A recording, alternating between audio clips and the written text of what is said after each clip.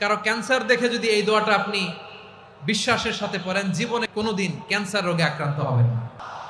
অনেক সময় এমন হয়, হঠাৎ বিপদের সম্মুখীন হই আমরা, রেডি হয়ে বের হয়েছে অফিসে, হঠাৎ অ্যাক্সিডেন্টে পড়ে যাই, হঠাৎ পেটের ব্যথায় অজ্ঞান, এরকম হয় না?